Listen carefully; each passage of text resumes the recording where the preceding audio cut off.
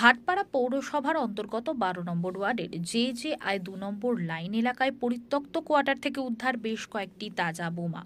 আতঙ্কে এলাকাবাসীরা।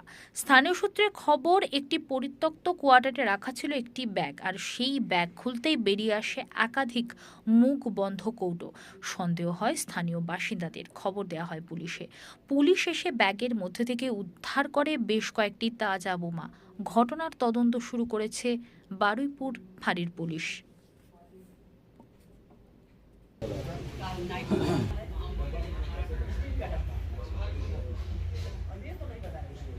ताला 3 बार मारे, 3 बार में तोड़ दिया।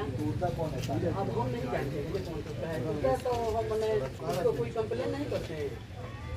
मेरा ताला वो सुरक्षित नहीं है, उनके ऊपर अंधाधुंध गोलियां चलती है। ईश्वर की कृपा से उनकी जान बच गई।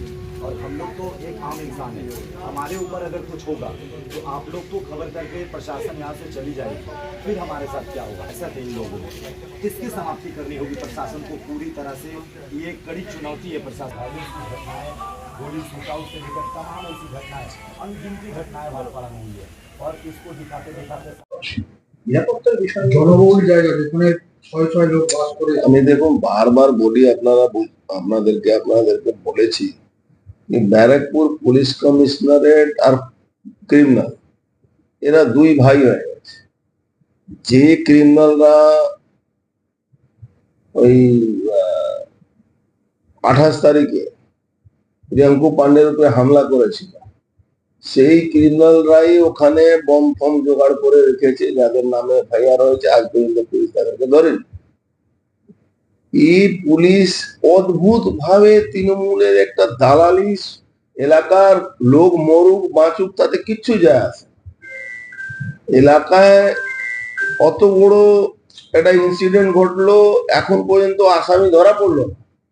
ওই চুনোপুটিদেরকে ধরে ধরে এ করে দিচ্ছে। কিন্তু যারা অসল প্রকৃতি এই বমগুলো মজুদ করছে, এই বমের সোর্স কোথায়, কোথায় থেকে আসছে, কে বমের মশলা নিয়ে আসছে, কারা এর পিছনে আছে, এর জন্যই তো আমরা দাবি করেছি এনআইএ তদন্ত। কেন এখন একটু খুব কায়দা করে police, West Bengal police, Kolkata police কি করছে, বম এক্সপ্লোসিভ কোনো কেসে দিচ্ছেন। বম এক্সপ্লোসিভ কেস দিলেই কেসটা অনেক উপর লেভেলে যাওয়া যেতে পারে, এজেন্সি এর উপরে সক্রিয় হতে পারে। যেহেতু বর্ডারিং এলাকা, এই এলাকায় কোন জায়গা থেকে বাংলাদেশ এমনি অশান্ত আছে, বাংলাদেশ থেকে কিভাবে এখানে বাংলাদেশ আর পশ্চিমবাংলার সরকার প্রায় একই জায়গা, একই আছে, সবই ইসলামিক সরকার হয়ে গেছে।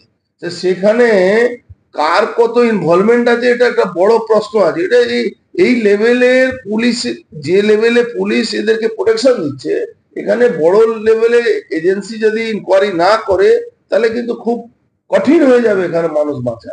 যেখানে বোম রাখা আছে পরিত্যক্ত ঘরটা, জনবহুল জায়গা, কোনো পরিত্যক্ত ঘর নেই। আপনাকে আমি বলছি, ওখানে ইন্ডিয়া জুট মিলের